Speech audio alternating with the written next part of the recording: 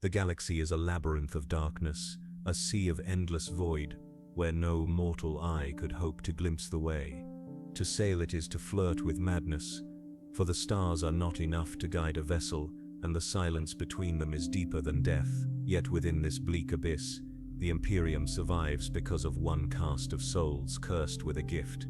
They are the Navigators, mutants bred across millennia, heirs of a twisted legacy, burdened with a third eye that gazes where no human was ever meant to look. Through that warped aperture, they pierce the tides of the immaterium, seeing not with flesh, but with a perception closer to nightmare.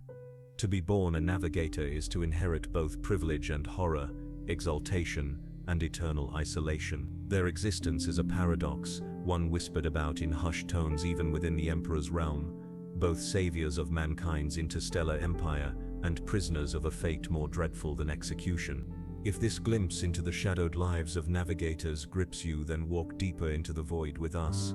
Subscribe, share, and lend your support, for each voice that joins strengthens the light we can bring into these forgotten corners of lore. Now, let us descend fully into their story.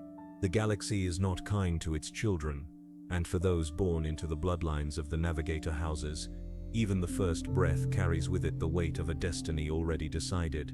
These children do not emerge into the light of terror's sun, nor into the warmth of family hearths, but into echoing chambers filled with the whisper of ancient prayers and the ever-present shadow of secrecy. Their cradles are silken but suffocating, their lullabies chanted in tones that are more warning than comfort. From the moment of their first cry, they are surrounded not by the innocent laughter of youth, but by the grave gaze of tutors, priests, and attendants sworn to safeguard their mutation, their gift, their curse.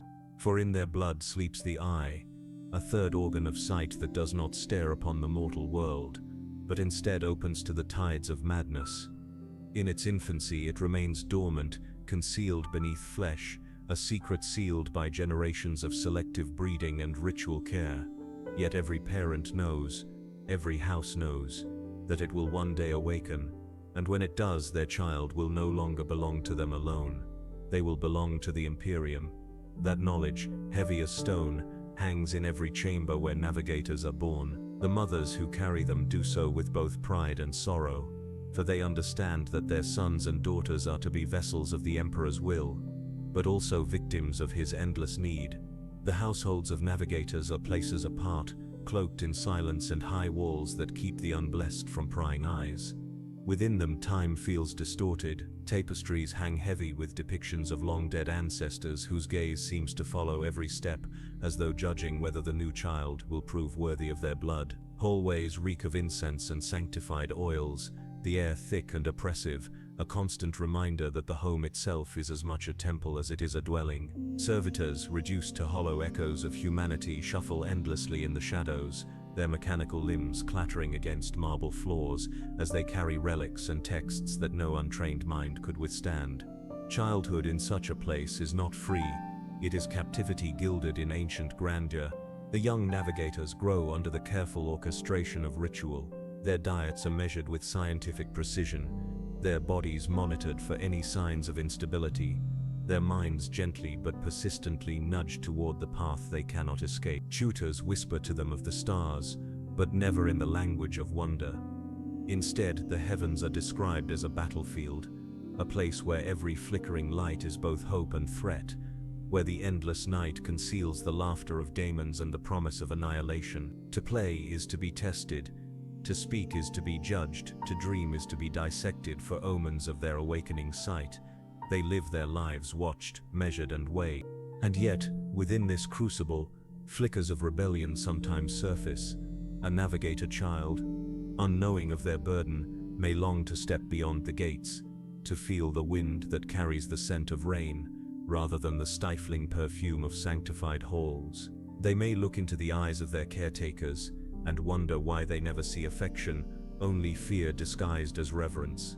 Such thoughts are quickly suppressed, yet they linger, for even among the most ancient bloodlines, humanity clings stubbornly. It is perhaps the cruelest element of their existence, to be given a mind capable of yearning for freedom, but shackled from birth to a fate no will can escape.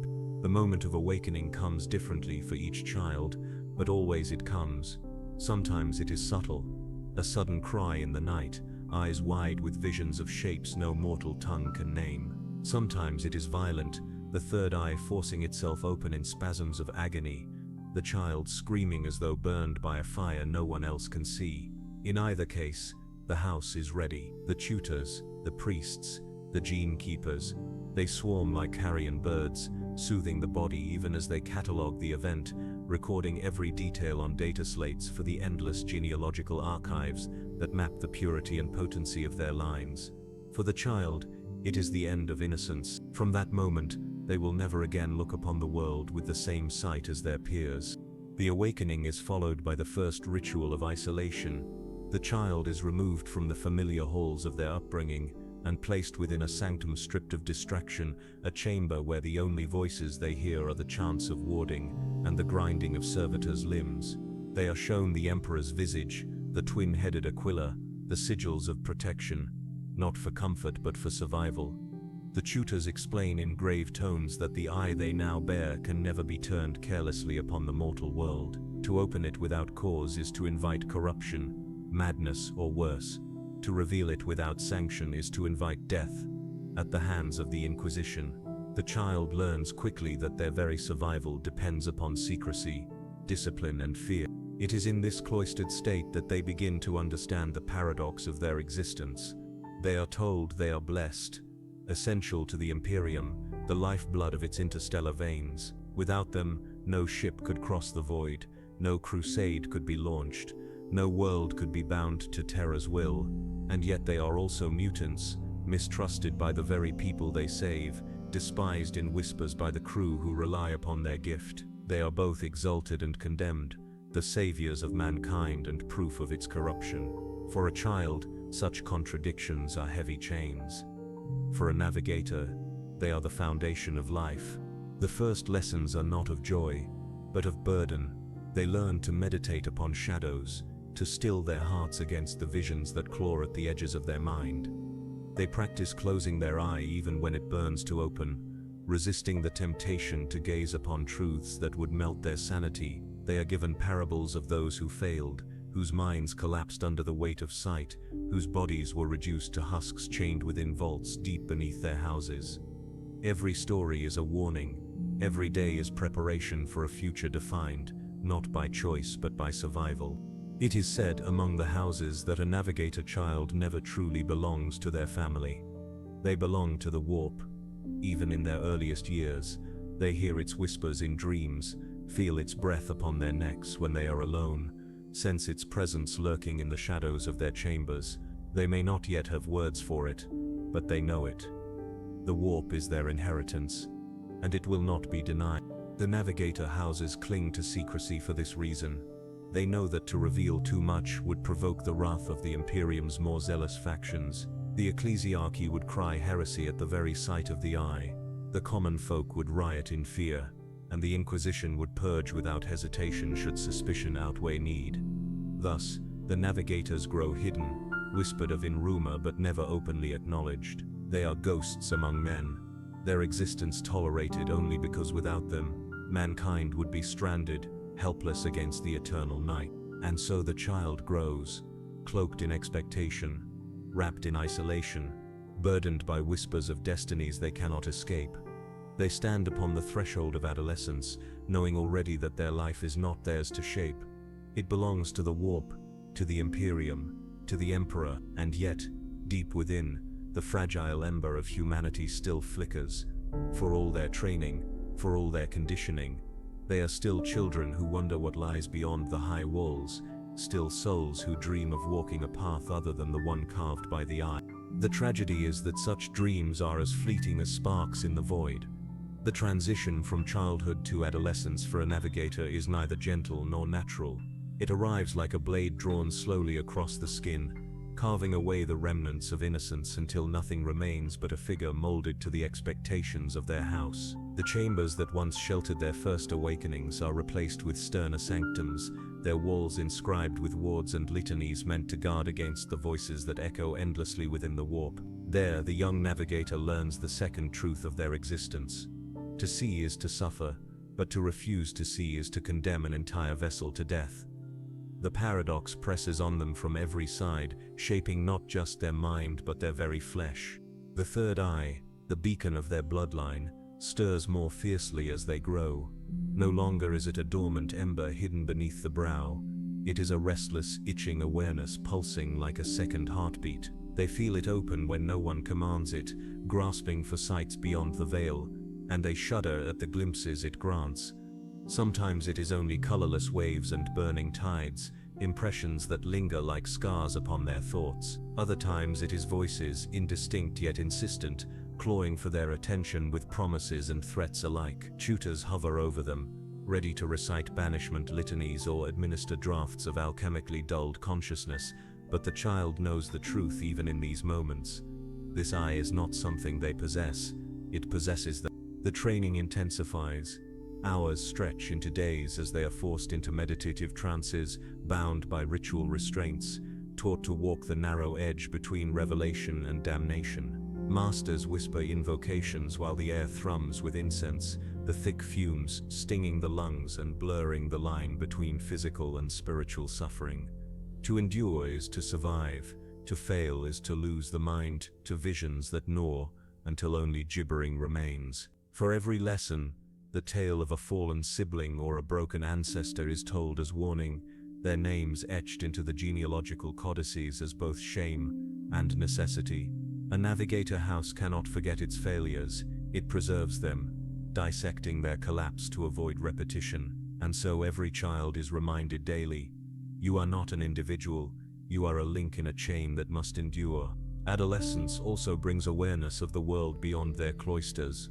Through hushed lessons, navigators learn of terror, of the Golden Throne, of the Imperium's desperate reliance upon their kind. They hear of fleets numbering in the thousands, of crusades stretching across light years, of countless billions who owe their survival to the gaze of a navigator. But alongside this knowledge comes a harsher truth. To most of the Imperium, they are abominations, mutants tolerated only because they are necessary. On the rare occasions when a navigator glimpses common humanity beyond their walls, they see the fear in the eyes of others, the suspicion that curdles into whispered curses. Their privilege and their isolation are inseparable, their wealth and their ostracism two halves of the same prison. Rivalry begins to fester within their ranks as well. Children are not only taught to master their sight, but to surpass their peers. Tutors pit them against one another in trials that test not just endurance but cruelty. For a navigator must be strong enough to stare into madness and cold enough to cast aside weakness. Friendships are dangerous, attachments even more so. A child who lingers too closely with another risks not only distraction, but betrayal, for the houses are merciless in their pursuit of purity and strength. The unlucky are culled quietly, their failures written in data slates and their bodies consigned to sanctified pyres. To survive is not merely to endure the warp, it is to endure one's own kin. And yet, amid this grinding weight, there are moments of fragile wonder. The adolescent who peers with trembling focus into the Imperium may, on rare occasions, glimpse not only horror, but beauty, shimmering lights that dance like aurorae across a sea of unreality, vast shapes whose enormity suggests majesty even as it threatens doom. These visions are never trusted, for beauty in the warp is a mask as often as a gift, but they leave impressions nonetheless. Some navigators, scarred by terror, cling to these fleeting sparks as proof that not all is despair. Others see in them the cruelest mockery, a promise of hope dangled only to be torn away when the daemons reveal their grinning maws. The young navigator is shaped by these contradictions. Each lesson sears discipline into their bones, but each night they lie awake wondering if they will endure another day without breaking. The whisper of the warp never ceases. It seeps into dreams, it slithers beneath prayers, it stains every silence. They awaken to its call and fall asleep beneath its shadow, and with each passing year they know that their lives are no longer their own. They belong to the void, to the Imperium, to the endless ships that will one day require their guidance. Childhood is gone, youth is fading, and all that remains is preparation for a destiny written in the stars long before they were born. And as their training deepens, so too does the realization that the warp does not merely wait to be seen.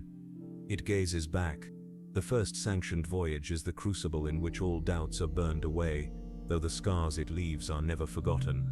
The adolescent navigator, their training long since ceased to resemble anything but survival, is ushered into a chamber colder than any sanctum they have known. It is the navigator's spire, a fortified sanctum deep within the heart of a void ship, a place shielded by wards and auspex augmented walls, its air heavy with incense and static from machines older than memory. To step inside is to feel the hum of a vessel ready to pierce the immaterium itself, the deck vibrating faintly as if the ship already sensed the nightmare that awaits beyond the veil.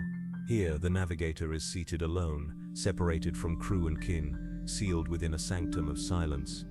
Before them are no controls, no levers or screens, only the void glass that shields their physical eyes and the pressure that gnaws ceaselessly at their skull. The tutors no longer whisper, the masters no longer intervene. The moment has come to open the eye, to guide the ship into currents unseen by mortal men, to look upon the nightmare tides of the warp and wrest order from chaos. At first it is confusion. The warp is not space as humanity knows it, it is not void, nor matter, nor even energy. It is a storm that has no center, a sea of shifting color and shape where the concept of distance is mocked by impossible proximities, where time itself collapses in on itself like rotted parchment. The navigator feels themselves drown in it, senses twisting into grotesque parodies, thoughts unraveling like tangled threads pulled by unseen claws. They hear voices that may be echoes or lies. They glimpse forms vast as worlds yet close as breath. It is overwhelming, crushing, intoxicating. Many break here. Some scream until their minds collapse.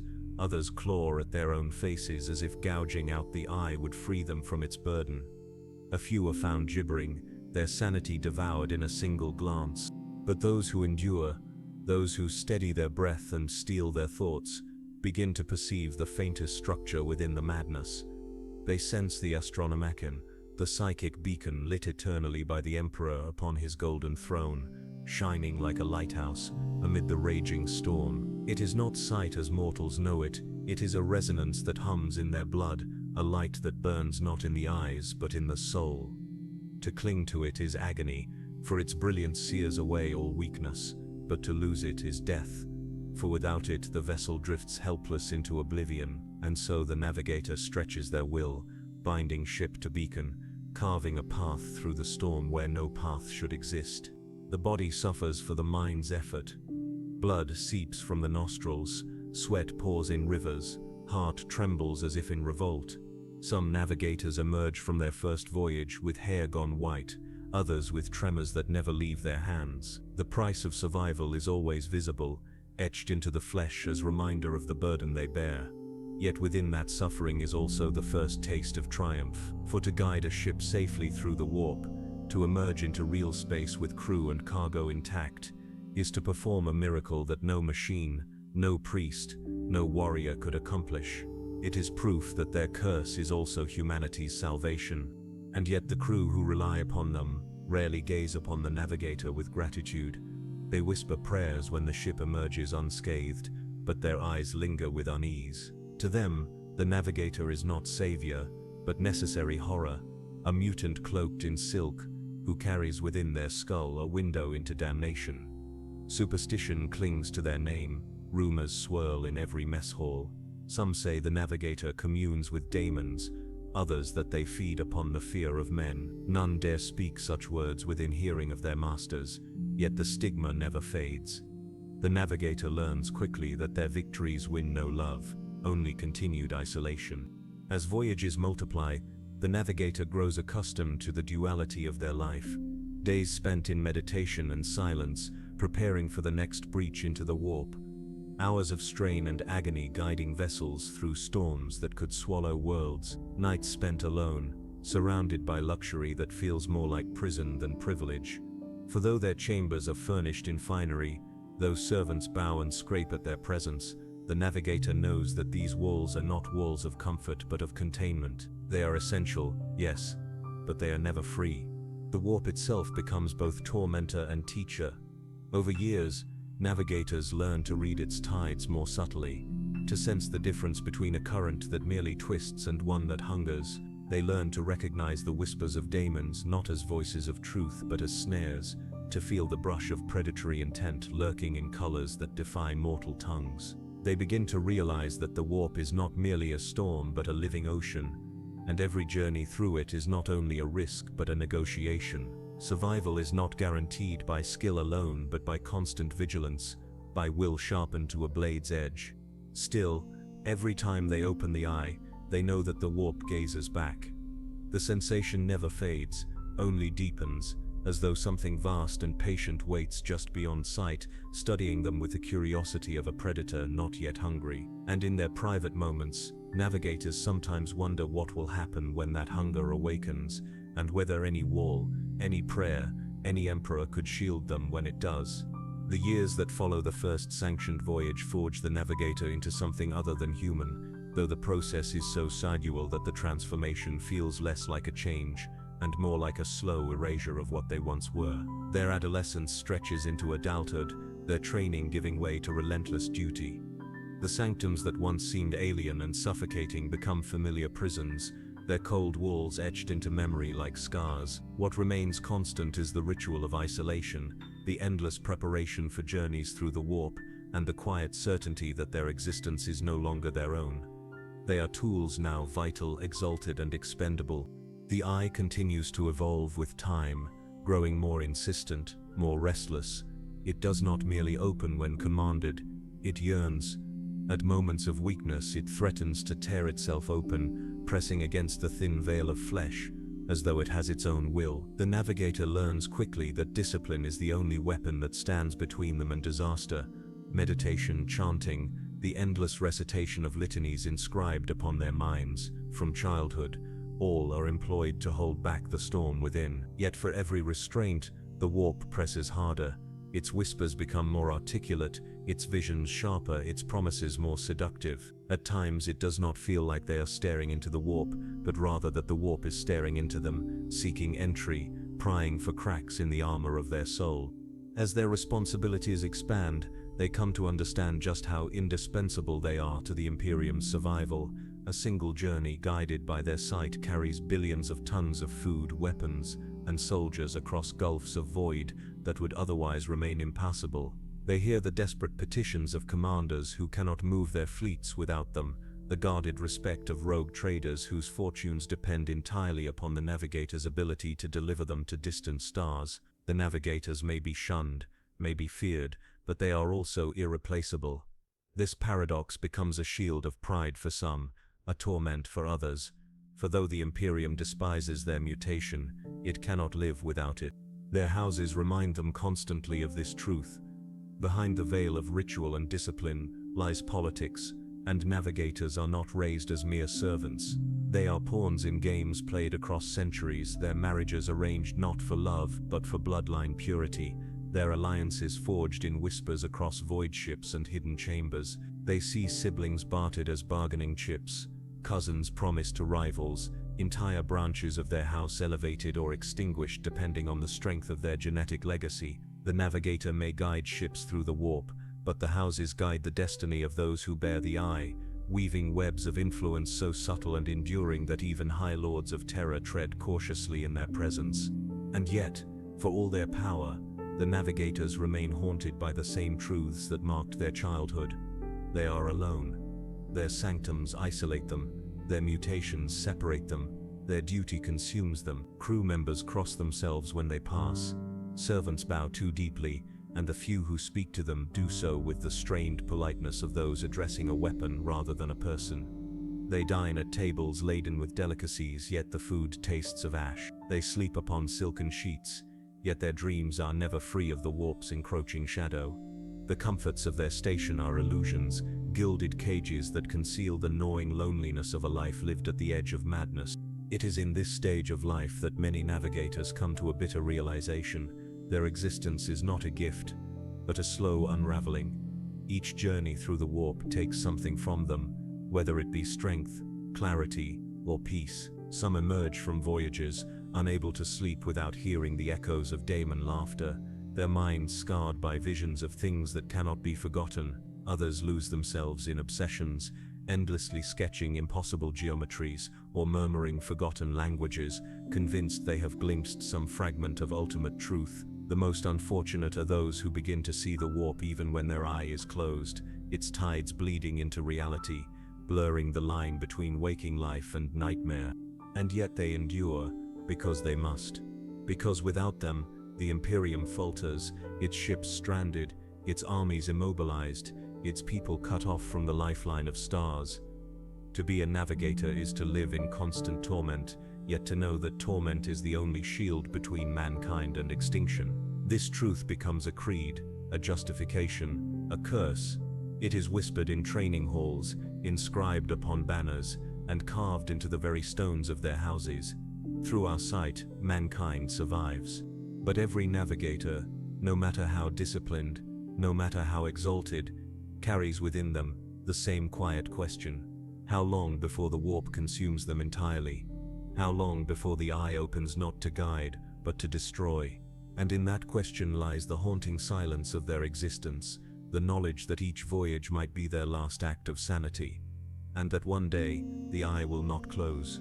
The decades carve themselves into the navigator's soul like etchings upon ancient stone, and by the time adulthood dawdles firmly upon them, they are creatures both alien and essential. Their house sees them not as individuals but as assets, their value calculated in successful voyages, their reputations weighed in the balance of profit and loss. Every successful crossing of the warp strengthens their bloodline's prestige, while every failure threatens ruin, and so they are pressed again and again into the sanctums of the void ships. The rhythm of their life becomes one of endurance. Voyages into nightmare, brief respites in cloistered luxury, then return once more into the storm. With each journey the warp reveals more of itself, and what is revealed is never comforting. Patterns begin to emerge within the madness, currents that repeat with the rhythm of tides, though no navigator can ever be certain whether those patterns are truths or lies whispered by the warp itself. They learn to feel the pull of distant horrors long before they manifest, to sense the brush of daemonic presence even when no entity yet claws at the veil. But the longer they serve, the sharper the cost. Minds grow brittle under the strain, and even the strongest navigators carry with them the marks of their burden: hollowed eyes, tremors in the hands, the vacant stare of those who hear voices no one else can perceive. The eye itself becomes a source of dread fascination.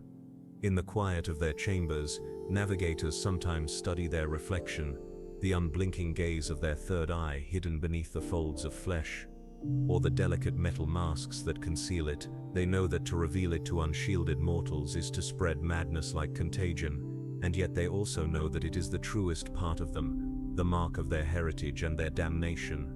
Some grow proud of it, wearing ornate coverings etched with sigils of their house, displaying their mutation as both threat and symbol of power. Others hide it in shame, dreading the thought of being seen for what they truly are. But no navigator can ever escape it, for the eye is not a gift that can be set aside. It is hunger incarnate, a gaze that must open again and again, regardless of the cost. For some, the price becomes too heavy. There are whispered tales of navigators who abandon their duties, retreating into seclusion within the fortified palaces of their houses, refusing to ever open the eye again. Such individuals are simultaneously pitied and reviled, their cowardice recorded for posterity, but their lives often spared, for even the weakest navigator is still a treasure too valuable to discard outright. Others vanish entirely, consumed by madness, their bodies discovered days later twisted in ways that suggest the warp itself reached out to claim them. And then there are those who do not fail but change, their minds stretched so thin by what they have seen that they become something unrecognizable: prophets, muttering truths no one dares record, oracles whose words may guide fleets or doom entire worlds. Yet through it all, duty remains. The Imperium is relentless, and the navigators are too deeply enmeshed in its survival to ever be freed. Every voyage carries soldiers to war, supplies to starving colonies, pilgrims to sacred shrines, rulers to distant thrones. The navigators know that each time they open the eye, they are not merely guiding a ship, but carrying the fate of millions upon their shoulders. It is this awareness that steels them against despair, that convinces them to endure the agony again and again. They are hated, they are feared, but they are indispensable. In this contradiction, they find a bitter kind of meaning. And yet, beneath that meaning lies the ever-present shadow of dread. For the warp is not a place of passive tides, it is alive, malicious, watching. The navigators know that their eye does not merely perceive the warp, it connects to it, opens a channel between flesh and storm. Each time they guide a ship, they feel the brush of unseen entities against their soul, hear whispers that coil like smoke through their thoughts, sense presences vast and unfathomable pressing against the veil of their mind. They know that the warp gazes back, and that one day, inevitably, it may gaze too deeply. As the decades stretch on, the navigators' existence becomes less a life than a haunting. They are phantoms within their houses, rulers and prisoners in equal measure, their bodies wrapped in finery, but their spirits chained to the storm. Their every triumph is paid for in blood, sweat and sanity, their every breath haunted by the certainty that they are living on borrowed time. For no navigator escapes the warp unscarred, and all know that in the end, the eye never truly closes. And so, as the chapter of their youth closes, the navigator stands at the threshold of something greater and more dreadful. Their burden has only begun, and the silence of duty awaits. The life of a navigator is defined by mutation, but it is not a mutation that rests quietly within the flesh. It is a burden that gnaws, shifts, and demands payment from the body as well as the soul. The transition into full adulthood is when this reality becomes unavoidable, for by then the third eye has fully awakened, and the toll it exacts upon the vessel that houses it becomes more severe with every passing year. What once was the faint stirrings of a hidden organ now pulses with a presence so commanding that the navigator feels more host than master. The training of adolescence deepens into an ordeal that sculpts the flesh. Their bodies must be tempered to withstand the strain of their gift, their nerves hardened against the searing pain of warp exposure. Hours are spent in sanctums, not just in meditation, but in exercises designed to stretch their endurance beyond mortal limits. Muscles tremble beneath the weight of ritual postures, lungs ache beneath the thick fumes of incense laced with numbing narcotics, hearts hammer as tutors measure their resilience against deprivation and exhaustion. All of it is necessary, for guiding a ship through the warp is not an act of simple concentration, it is a battle waged with every sinew of the body against forces that would otherwise tear it apart. The flesh pays dearly.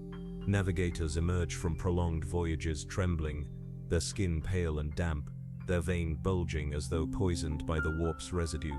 Many are marked by subtle deformities that grow more pronounced over time, elongated fingers, discolored skin, eyes that flicker as if reflecting lights invisible to mortal sight. These mutations, though unsettling, are tolerated, even revered, for they are proof of bloodline strength. Yet they are also warnings, reminders that the warp does not touch a soul without leaving scars. In the shadows of their houses, the most grotesquely altered are hidden away, paraded only in secret as cautionary examples of what unchecked power can do.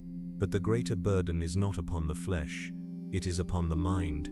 Each exposure to the immaterium scrapes away a little more of their sanity, a little more of their capacity to remain tethered to the mortal world. They learn to anticipate hallucinations as a sailor anticipates storms, knowing that they cannot be avoided, only endured. Some hear voices echoing endlessly in their ears, others glimpse faces in mirrors that are not their own, still others awaken screaming from dreams so vivid they swear they were memories of lives never lived. It is said that no navigator dies entirely sane.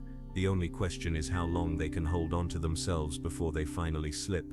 Among their kin, there is no sympathy for these struggles. Weakness is not forgiven. Those who falter are quietly removed, their names recorded in data slates with cold efficiency, their bloodlines assessed for faults. Families speak of them not with grief but with resignation, as if their loss was simply the necessary pruning of a branch that could not bear fruit. And so navigators learn to conceal their suffering, to cloak their nightmares behind a mask of serenity, to endure silently even when every fiber of their being screams for release. It is a loneliness sharper than any prison wall, for it isolates them not just from humanity but from their own kin. Yet despite the agony, despite the deformities and the creeping madness, navigators endure, because their burden is not theirs alone. They carry the Imperium upon their shoulders. Every fleet that sails, every crusade that reaches its battlefield, every world that receives its supplies, all are dependent upon the eye they bear. To falter is to condemn millions. To collapse is to let worlds burn. This responsibility binds them more tightly than chains, a burden that weighs upon their flesh until it feels as though their very bones bow beneath it. And still, they carry it, because there is no choice. But in the quiet moments when the sanctums fall silent and the incense burns low, many navigators stare into the darkness of their chambers and wonder, is this truly a life, or is it merely a long, slow dying? They know that their flesh will never be free of the warp's touch, that their minds will never again rest in peace. They know that the path before them leads only deeper into the storm, until the day comes when their eye no longer serves mankind but instead opens fully to something else, something vast, something hungry, and in that dread certainty lies the truest burden of flesh, the knowledge that the warp will always take more than it gives, and that in the end, the Navigator is nothing more than a vessel waiting to be consumed. The regimen that defines a navigator's adulthood does not relent. If anything, it grows harsher as the eye matures, for each voyage demands greater endurance, and each exposure to the warp leaves deeper scars. The body begins to bend beneath pressures that cannot be explained by mortal science. Blood thickens strangely as though it carries echoes of the storms they traverse. Joints ache with unnatural stiffness, as if the strain of guiding vessels through immaterial tides manifests in the ligaments themselves. Their skin acquires a pallor that no sun can banish, an ashen sheen that makes them look more spectre than human. Within their houses, such changes are not hidden. They are studied, catalogued, and measured against genealogical records. Each alteration is judged. Is it the sign of a bloodline strengthening, a mutation that enhances their gift, or is it weakness, corruption, degeneration? The navigators themselves have little say in the matter. Their bodies are property, their very flesh a ledger upon which their house calculates worth. If the changes prove favorable, they are praised as exemplars of their line, offered more responsibility, sometimes even elevated to the rank of envoy in dealings with rival houses. If the changes are judged a flaw, they are concealed, locked away in chambers where only trusted attendants may see, and their line quietly falls into disfavor. And yet, for all this scrutiny, the true burden is one no scribe can record. The eye itself presses harder with every passing year, like a storm raging ceaselessly behind a fragile wall. To open it is agony, to restrain it is agony of another kind. Many navigators speak of constant pressure behind the brow, a pulse that never fades, a hunger gnawing at the edges of thought. At times, when the veil between real space and the warp thins, the eye strains against its prison, threatening to flare open without command. In those moments, the navigator must draw upon every lesson drilled into them since childhood, clinging to discipline like a drowning man clings to driftwood. For if the eye opens in error, even for a heartbeat, the consequences are ruinous. Entire crews might be driven to madness by a single glance, their minds unraveling under visions they were never meant to endure. The houses have no tolerance for such failure. Discipline is enforced with cruelty, for it must be. Navigators who falter are subjected to brutal correction. Mind-scouring rites performed by sanctioned psychers, alchemical purges that leave them shuddering wrecks, even ritual mutilation, meant to reinforce obedience through pain. To the houses, this is not cruelty but necessity. They cannot afford weakness. They cannot allow the Imperium's lifeblood to falter.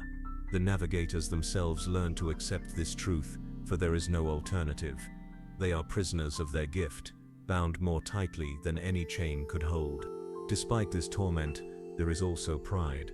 To endure is to prove oneself stronger than the warp, stronger than the whispers of daemons, stronger even than the expectations of one's house. Among navigators, scars are marks of honor, tremors badges of survival. They measure themselves not by ease, but by endurance, by how much suffering they can bear without breaking. For in their suffering lies the survival of mankind, and in their endurance lies the justification of their existence. But endurance has limits, and every navigator knows it. The longer they serve, the more the boundaries blur between flesh and immaterial. Some find their bodies rebelling against them, organs failing under the strain, bloodlines collapsing into sterility. Others find their minds slipping, voices whispering louder, visions intruding even when the eye is closed. There are tales of navigators who awaken to find their eye open of its own accord, staring into realities that should not touch mortal thought. Such stories are whispered with dread among the houses, for they know what follows: madness, corruption, or worse. And so adulthood becomes a race, not toward triumph but away from collapse. The navigators live not in pursuit of freedom or joy, but in defiance of inevitable failure. Their burden is their flesh, their curse is their eye, and their only hope is to serve long enough, endure long enough, that their deaths will not shame their house. This grim truth seeps into every aspect of their lives, shaping their thoughts, their prayers, their very sense of self. They are not individuals, they are vessels, tools, sacrifices waiting to be spent.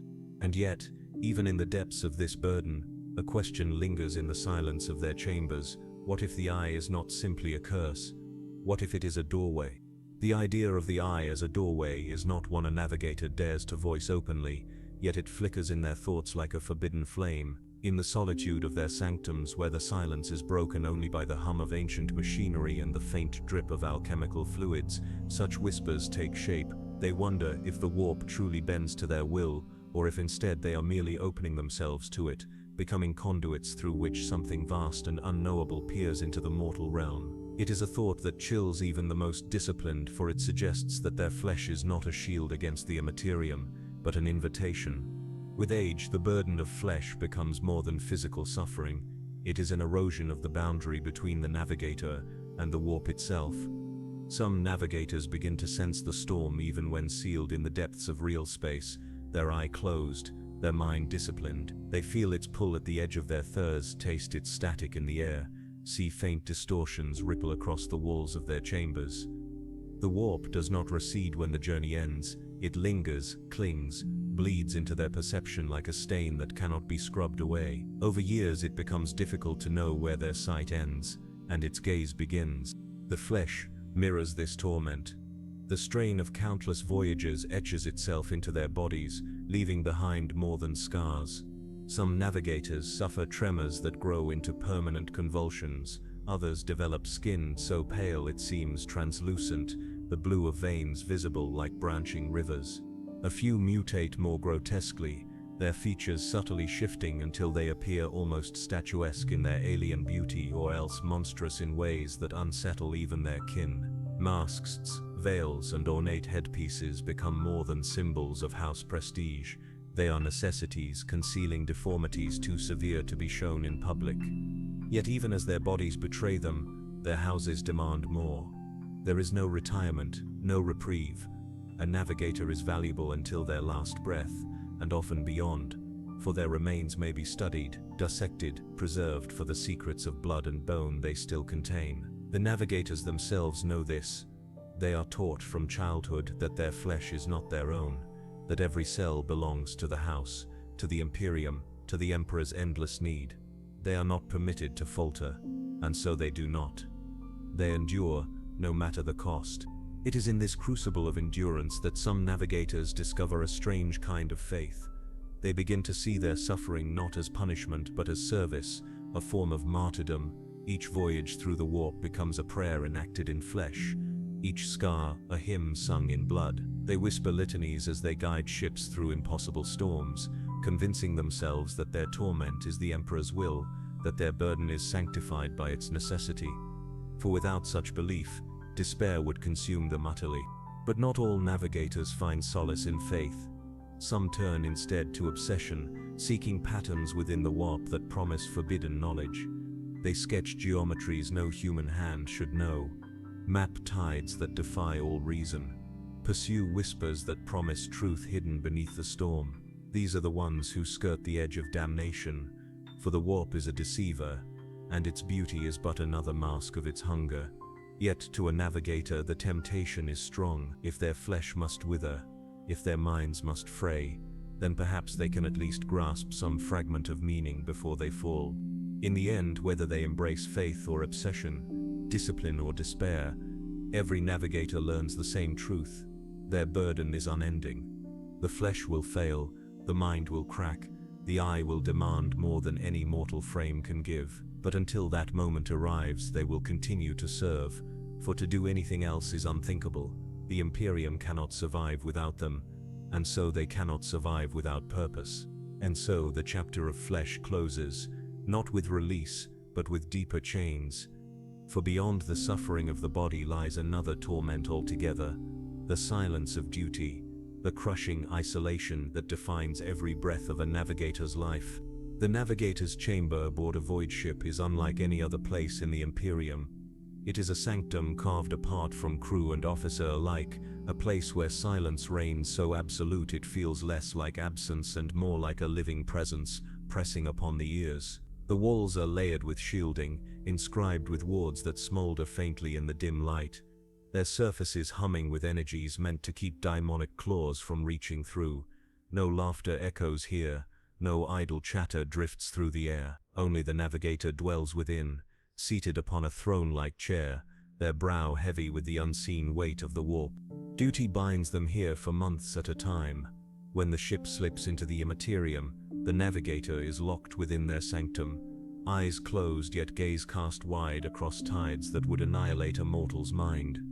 There is no escape, no moment of reprieve. While others serve in shifts, while officers sleep or pace the decks, the navigator remains, bound to their task as long as the vessel endures the storm.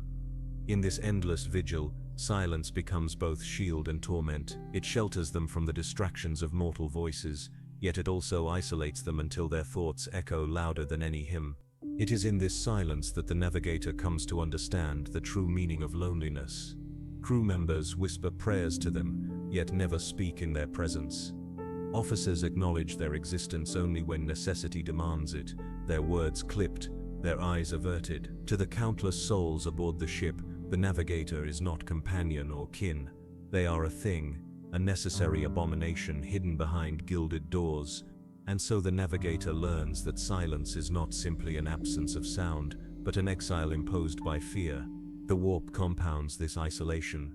Every moment spent gazing into its tides is a reminder that they stand alone at the edge of damnation. The voices that claw at their mind are not those of friends or family, but of daemons, hungry and mocking. Shapes writhe in the storm, vast and formless, pressing against the veil with intentions no human tongue could name. The navigator endures it all without aid, their only company the Astronomican's distant flame and the brittle shell of their own will. The silence of duty is not empty, it is crowded with horrors that only they can perceive. The physical toll is unrelenting, hours bleed into days, days into weeks. Their bodies wither in confinement, muscles stiffening from lack of movement, skin clammy with recycled air. They sip nutrient-rich draughts, prepared by servitors, swallow alchemical pills that dull pain and sharpen focus. But these are bandages upon wounds that never heal. The silence gnaws deeper, for it is not only the absence of sound but the absence of life. They cannot walk among the crew, cannot share in their triumphs or despairs. Even when the vessel emerges from the warp into real space, the navigator often remains cloistered, their eyes too weary, their mind too raw to endure company. And yet, within this exile, they wield unimaginable power. With a thought, they can steer the fate of entire fleets. With a glance through the eye, they can decide whether thousands of lives are spared or consigned to the void. The silence of duty grants them no companionship, but it grants them dominion over the most perilous domain in existence. It is a paradox sharper than any blade. The navigator is both prisoner and master, isolated and indispensable, ignored and revered. There are whispers among the crew that navigators are half daemon already, their silence proof of their pact with the warp. Sailors murmur that if one listens too closely outside the sanctum door, one can hear voices inhuman shrieking, laughing, bleeding through the walls. Officers dismiss such tales as superstition. Yet even they avoid the navigator's chamber unless absolutely required. Fear preserves the silence as effectively as wards. The navigator, for their part, grows accustomed to it. They no longer expect to be seen as human. They learn instead to exist as an enigma, a shadow behind a sealed door, a presence felt, but never truly known. But silence is not always empty. In the deepest hours of a voyage, when exhaustion weighs upon them, and the warp surges most violently, some navigators hear something else within it. Not demonic voices, not the hum of machinery, but whispers that feel almost like prayer. Whether these are hallucinations born of strain, echoes of their own thoughts, or fragments of something greater is a question none can answer. The silence of duty is haunted, and in that haunting lies the most dreadful uncertainty. Perhaps they are never truly alone after all. The silence deepens with each voyage, until it feels less like an enforced condition, and more like a living entity that coils around the navigator's soul. They begin to crave it in strange ways even as it corrodes them. The din of human voices, the clatter of boots on metal decks, the banal chatter of mortals. All these things feel distant, jarring, and unwelcome after weeks or months adrift in the storm. To rejoin the world of men, even briefly, is to step into a realm that no longer feels entirely theirs. The navigator's silence becomes their truest companion, a shroud that isolates them but also shields them from a reality they have begun to outgrow. It is during these voyages that navigators most acutely feel the strain of trust. A voyage ship is a colossal machine of war and commerce, its crew numbering in the tens of thousands, its holds carrying supplies, weapons, and colonists across gulfs of night. All of it, every life, every hope, depends on the navigator's ability to pierce the warp's madness and chart a course through it. Yet those very lives that depend upon them recoil from them, whispering prayers for safety while never daring to look them in the eye. It is a cruel irony, but one the navigator grows numb to. The gratitude of the Imperium is always drowned beneath its suspicion. Alone in their sanctum, they feel the immensity of the warp pressing closer. With time, the tides grow familiar, not safe, never safe, but recognizable. They learn to sense the rhythm of its storms, to anticipate the surges of unreality that ripple like currents across the immaterial sea. Some compare it to learning the moods of a predator. One can never tame it, but one can learn to read its hunger, its restlessness, its intent. Yet even the most skilled navigators admit there are moments when the warp shifts without warning, when all knowledge fails, and only raw well stands between survival and annihilation. In those moments, silence roars louder than any battlefield. The body continues to wither beneath the strain of such duty. Navigators often emerge from voyages gaunt, their skin stretched thin over sharp bones, their eyes hollowed by sleepless nights. Their third eye throbs with a pain that no medic can ease, the flesh around it tender, bruised, sometimes bleeding. Their hands shake as they sip thin broth brought by servitors, their breath shallow, their hearts weary.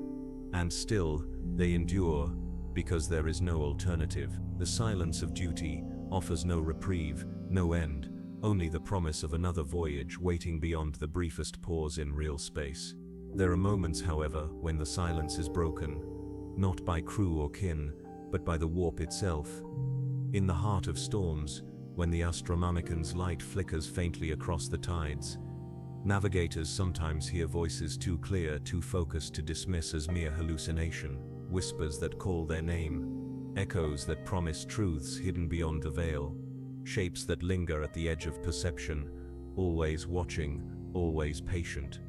They know better than to trust these visions, for to heed them is to fall, but the silence ensures that temptation gnaws all the deeper. Alone with their thoughts, cut up from the grounding presence of human company, the navigator must wrestle with such whispers unaided. Many endure, some do not. And so the silence becomes not only exile but test. It strips away distraction, leaving the navigator face to face with the raw reality of what they are. Mutant, guide, prisoner, savior. Alone in the sanctum, they come to understand that their life is a paradox that can never be resolved. They are the most vital of all crew and the most despised. They are the lifeline of the Imperium, and the proof of its corruption. They are exalted and abhorred, worshipped and reviled. The silence forces them to dwell upon these truths until they can no longer separate their own identity from the contradictions. And when the ship emerges once more into the starlit void of real space, when alarms chime and the bridge erupts with relieved cheers, the navigator does not share in the jubilation. They remain in their chamber, breathing the stale air of their sanctum, listening to the silence that clings even as reality reasserts itself. They know the cheers are not for them. They never are. The silence is their only answer, and it is enough. For they understand now that duty is not measured in gratitude, nor even in survival. It is measured in endurance, and endurance has no voice but silence. There comes a point in every navigator's life when silence ceases to be merely the absence of sound and becomes a weight, pressing so heavily upon them that it feels as though the very air in their sanctum conspires to suffocate. It is not a silence of peace nor of rest, but of isolation sharpened into cruelty. For months at a time, their world narrows to a single chamber, a single task, a single unblinking eye gazing into storms of unreality that no mortal was ever meant to endure, while the crew beyond their walls sing hymns, drill in formation or sleep in the comfort of ignorance. The navigator alone stares into the abyss. The silence gives shape to thoughts that might otherwise never surface. In the absence of companionship, their mind circles itself endlessly, drawn into questions that have no answer. Are they truly servants of the Emperor? Or are they merely parasites, mutants clinging to the carcass of humanity? Do the High Lords value them for their gift, or only for their utility? Do their houses truly safeguard their bloodlines, or do they exploit them, draining every ounce of strength until nothing remains? The navigator cannot ask these questions aloud, for no ear would dare hear them, and so the silence becomes a confessional, a chamber of doubts where only the warp itself seems to listen. The warp, of course, answers, not in words that can be trusted, but in impressions, echoes, half-seen shapes that press closer the longer one stares. The navigator feels them pacing at the edges of perception, circling like predators around prey too exhausted to flee. Sometimes the silence in their sanctum is shattered by phantom screams, the sound of voices long dead, or the crack of thunder that leaves no mark upon the walls. Other times it is subtler, the faint brush of breath upon their neck, the sensation of unseen eyes watching with patient hunger. Whether these are tricks of the mind or intrusions from the warp hardly matters. To the navigator they are real enough, and in silence real enough is all it takes. Even when the voyage ends, the silence follows. The ship may return to real space. The crew may erupt in celebration, but the navigator does not emerge to join them. They are too weary, too marked, too other. They remain behind gilded doors, listening distantly to voices that carry through steel bulkheads but never reach them. When attendants arrive with food or medicine, they bow too deeply, their eyes fixed upon the floor, speaking only in rehearsed whispers. No warmth passes between them. The navigator eats in silence, sleeps in silence, wakes again to silence, until the next voyage demands their eye once more. It is said that some navigators begin to lose the distinction between silence and death. They grow so accustomed to solitude that the presence of others feels alien, intrusive, even unbearable. They withdraw further, even when not at duty, cloistering themselves in palatial chambers where no voices ever intrude. Others, driven to the brink, begin to manufacture voices of their own, conversing with shadows, confiding in echoes, treating hallucinations as companions rather than threats. In both cases, the silence shapes them, twists them, leaves them forever marked. And yet, despite the madness it breeds, the silence of duty is also their shield. It is the stillness in which they can gather strength, the solitude in which they can steel themselves for the next descent into the warp. It is a torment and a necessity, a burden and a refuge. In silence they survive, even as it slowly consumes what remains of their humanity. When a navigator finally steps beyond their sanctum, draped in robes that conceal trembling limbs and a gaze that others dare not meet, they carry the silence with them like a shadow. It clings to them in every hall, every chamber, every whispered interaction. They are never truly free of it, for it is not just the condition of their duty, but the essence of their existence. And in time, the silence becomes prophecy. For in that unending solitude, the navigator begins to sense what lies ahead. Not merely more voyages, not merely more burdens, but the inexorable chains of power, the web of politics and control that binds even those who can see beyond the veil.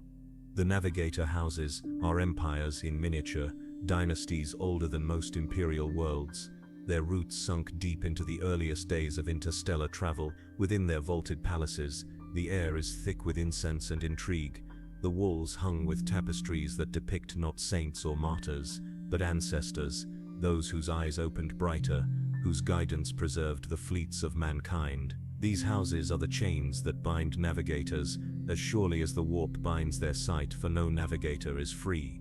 They are property of bloodlines, pawns of ancient lineages whose rivalries stretch across millennia. From childhood, the navigator is taught that their eye belongs not to themselves but to their house. Every voyage they complete is tallied in ledgers, every scar they endure measured against the worth of their blood. They are bargaining chips in alliances that span generations, their marriages arranged with merciless calculation to preserve purity or expand influence. Love has no place in such unions. Affection is weakness, sentiment and indulgence that bloodlines cannot afford. A navigator weds not for themselves but for their house, their children born not of desire but of necessity, their very flesh, another brick in the edifice of dynastic ambition. Politics festers in every hall of the houses. Rivals conspire in shadows, seeking to tarnish one another's reputations with whispers of genetic instability or failures in duty. Alliances are forged and broken with the cold efficiency of merchants trading grain. Beneath the grandeur of silken robes and gilded masks lies a ceaseless struggle for dominance, one in which betrayal is as common as prayer. To survive in such an environment requires not only strength of will, but a talent for subtlety. Navigators learn to speak in double meanings, to cloak every glance in calculation, to treat every interaction as a contest of hidden daggers. And yet, for all their maneuvering, the houses remain united in one thing: the protection of their bloodlines. To the outside world, navigators are mutants, abominations barely tolerated for their usefulness. To the houses, they are treasures beyond price, resources to be guarded jealously against interference. The Inquisition may probe, the ecclesiarchy may sneer, but none dare move too openly against the Navigator dynasties, for without them, the Imperium would collapse. This power breeds arrogance, and rightly so. In whispered corridors, some navigators speak not of service but of dominion, imagining a galaxy where the houses themselves hold the reins of power, where the Imperium bends to their will rather than the other way around. But such dreams are dangerous. The Imperium tolerates the houses because it must, but tolerance is not trust. The High Lords on Terra watch them with wary eyes, and the Inquisition keeps files thick with suspicion. Too much ambition, too bold a step, and a house might find itself branded heretical, its palaces burned, its bloodlines purged. The chains of power are thus double-edged. They grant navigators influence enough to rival planetary governors, yet bind them in fear of overstepping.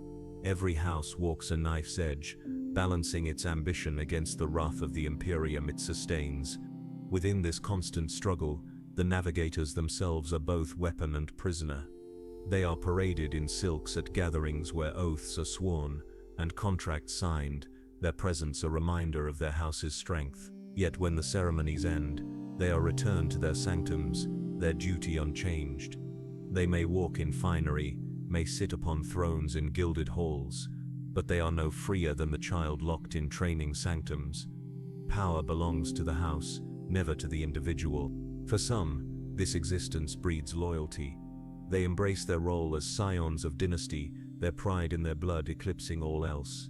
They see themselves as chosen, elevated above the common herd by the Emperor's will, their houses as bastions of civilization, in a galaxy drowning in darkness. For others, it breeds resentment. They chafe beneath the weight of expectation, their every choice stolen, their every breath measured against ledgers of profit and loss. But whether they embrace or resist, the chains hold. No navigator escapes the grasp of their house. And yet, whispered rumors persist. Rumors of houses dabbling too deeply in forbidden arts, of alliances struck not only with other dynasties, but with powers that lurk beyond the veil. Some navigators vanish without explanation, their names struck from records, their chambers sealed. Others return from voyages with eyes that no longer close, their minds burned clean by sights that no mortal should endure. The houses deny such stories, dismiss them as slander from rivals, but the shadows of their palaces are thick, and within those shadows, truth and rumor entwine until none can tell where one ends and the other begins. In the end, The Navigator learns that the chains of power are not only political but personal. Their duty binds them to the warp, their houses bind them to blood, and their ambition binds them to peril. To be a Navigator is to be enmeshed in webs so dense that no path leads outward. They are trapped within a system as vast and unyielding as the Imperium itself, sustained by its power even as it suffocates them. And beyond these chains, there lingers something darker still, the eye that gazes too far and the fate of those who cannot look away. Ambition festers quietly within the Navigator houses, a shadow that winds its way through banquets, alliances, and marriages alike. To look upon the Navigators as a whole is to see unity, a dynasty bound together by their gift. But to step closer is to witness constant rivalry, old grudges smoldering like dying coals, fresh betrayals kindling sparks that may one day ignite into war. Each house believes itself destined for preeminence, each convinced its bloodline burns brighter, its eye gazes clearer, its pact with destiny more enduring. It is not simply survival they seek, but supremacy. The Navigators are well aware of their importance to the Imperium, and with that awareness comes arrogance. They know that without them, the Imperium's fleets would drift helplessly in the void, its crusades stranded before they began, its trade routes severed into starvation. They know that every High Lord on Terra, every rogue trader, every sector governor, is dependent upon the third eye they bear. This knowledge is intoxicating, and in the shadows of their palaces, Navigators whisper of a galaxy in which their houses, not the High Lords, dictate the course of mankind. And yet, even the most arrogant are bound by caution. They know the Imperium tolerates them only out of necessity, never out of trust. Ecclesiarchs preach sermons against mutation, inquisitors draft dossiers filled with suspicion, and imperial commanders spit behind closed doors at the thought of relying on mutant eyes. Were it not for their absolute necessity, the Navigator houses would already be ashes beneath exterminatus fire. And so they walk a careful line, bold enough to remind the Imperium of its dependence, subtle enough never to provoke it into wrath. Their power is vast but fragile, and every Navigator knows it. Life within the houses reflects this tension. Gatherings are drenched in ritual, every gesture calculated to display wealth, strength, and stability. Navigators arrive veiled in silks and precious metals, their masks encrusted with jewels that symbolize both prestige and concealment. Behind these displays of grandeur, negotiations unfold in whispers, pacts sealed not with signatures but with blood. A marriage might unite two dynasties for centuries. A broken oath might plunge them into vendettas lasting generations. It is a theater of shadows, one where every glance may hide a dagger and every smile may cloak a scheme. The Navigators themselves are pawns in this game. Few are permitted to choose their own path, their own partners, their own futures. They are offered as dowries, traded as living contracts, their worth measured in the purity of their sight and the strength of their lineage. To some, this is an honor proof that their sacrifice serves a greater destiny. To others, it is a prison more suffocating than the sanctums of the warp. Yet whether they accept or resist, they remain bound. No Navigator belongs to themselves, they belong to their house. And within this intricate web of loyalty and ambition, whispers of corruption thrive. Rival houses accuse one another of consorting with forbidden powers, of striking bargains with entities that lurk within the warp. Some tales speak of Navigators who gaze too far, who peer into currents no mortal should touch, returning with eyes that never close and minds that flicker with inhuman hunger. Such stories are denied, dismissed as slander, yet they persist, passed in hushed tones among servants and scribes. The truth, like the warp itself, is mutable, shifting with the teller. What is certain is that the chains of power bind as tightly as any oath or shackle. The Navigators are exalted and despised, feared and indispensable, rulers and prisoners all at once. Their palaces may gleam with gold, their robes may shimmer with finery, but beneath it all lies the same truth that has haunted them since birth. They are never free. Their eye binds them to the warp, their houses bind them to blood, and the Imperium itself binds them to service. It is within these chains, heavy as they are, that the final dread awaits. The fate of those who gaze too long, who open the eye too wide, who allow the warp not only to be seen, but to seep in, for beyond politics, beyond houses, beyond even the Imperium, lies the eye that gazes too far. There are whispers in every Navigator house, hushed and fearful, spoken only when incense burns thick enough to veil the walls, and prayers are chanted to muffle the silence. They tell of those who gazed too far, who dared to open their eye wider than any discipline or litany permitted. These tales are never told to children, never inscribed in data slates, never acknowledged in the proud genealogical records, yet every navigator knows them. They are warnings as much as prophecies, reminders that the gift which sustains them is also a chasm that yawns endlessly at their feet. For the warp is not meant to be seen. It tolerates their gaze only grudgingly, their minds shielded by bloodline and breeding, their souls girded by the Astronomican's light.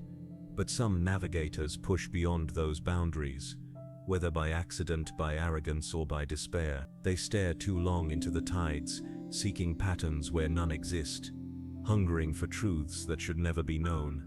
And in those moments something stares back, not daemons as men imagine them, nor even gods as cultists worship them, but presences so vast and incomprehensible that they eclipse all mortal thought. To glimpse them is to have the soul rewritten, the mind stripped of all human proportion. The navigators who survive such encounters are never the same. Their eyes refuse to close, glowing faintly even when veiled, their lids twitching with a hunger that no ritual can restrain. Some speak in voices not their own, uttering fragments of languages that twist the ears of all who hear. Others fall into trances that last for days, their bodies rigid, their mouths whispering secrets that scribes dare not record. A few are said to radiate a presence that unsettles even psychers, as though the warp itself leaks faintly from their pores. Their houses hide them, of course. Such aberrations cannot be displayed in the grand halls of politics, nor paraded at gatherings where rivals wait hungrily for weakness. They are confined to sealed chambers deep within the palaces, tended by silent servitors and guarded by wards so heavy they hum in the stone. Officially they are dead, their names struck from records, their existence erased. Unofficially they are studied, dissected in thought if not in flesh, their families desperate to glean some advantage from their ruin. Rumors swirl beyond the houses, carried by rogue traders and whispered in the mess halls of void ships. Some claim these navigators become oracles, glimpsing futures hidden from all others, their madness a mask for prophecy. Others swear they are conduits, their eyes no longer windows but doorways, through which the warp itself might one day spill. Still others insist they are already lost, their souls devoured, their flesh nothing more than a puppet animated by something watching hungrily from beyond. None of these tales can be proven, none can be dismissed. And perhaps that uncertainty is the most terrifying truth of all. For if the eye can open too far, if the warp can claim what was once merely a gift of guidance, then what does that mean for all navigators? Is every voyage a step closer to the brink, every opening of the eye a gamble with damnation? Do the houses in their arrogance truly believe they can contain such forces with breeding charts and ritual litanies? Or is every navigator, no matter how disciplined, simply walking toward an inevitable abyss, their destiny not to serve but to be consumed? The navigators themselves rarely speak of such fears. To admit them aloud would be to give them power, and discipline demands silence. Yet in their private sanctums, when the incense burns low and the silence presses close, they cannot help but wonder. They feel the hunger of the eye behind their brow, the restless pulse that is never entirely still, the faint impression that something vast and patient waits on the other side. They know that the warp does not merely endure their gaze, it invites it, tempts it, craves it, and one day, it may claim it entirely. In the end, the haunting existence of a navigator is not defined solely by the silence of duty, nor the chains of blood, nor even the burden of flesh. It is defined by this uncertainty, this shadow that lingers at the edge of every voyage, every prayer, every moment of endurance. They are saviors of mankind, yet they may also be its doom. They are exalted as indispensable, yet reviled as mutants. They are both shield and doorway, guide and victim, blessed and cursed. And all of it leads to the same truth. The eye always gazes back. The Imperium will never speak of this. It will never admit that its survival rests upon souls so precariously balanced on the knife's edge of damnation. It will call the Navigators loyal, necessary, servants of the Emperor's will, and the Navigators themselves will nod, will bow, will endure, but within their hearts they will carry the knowledge that their existence is not one of service alone. It is one of haunting. They are haunted by the warp, by their houses, by their own flesh, by the silence, and by the eye that one day may open too far. And when that day comes, no chain, no prayer, no emperor may be enough to close it again.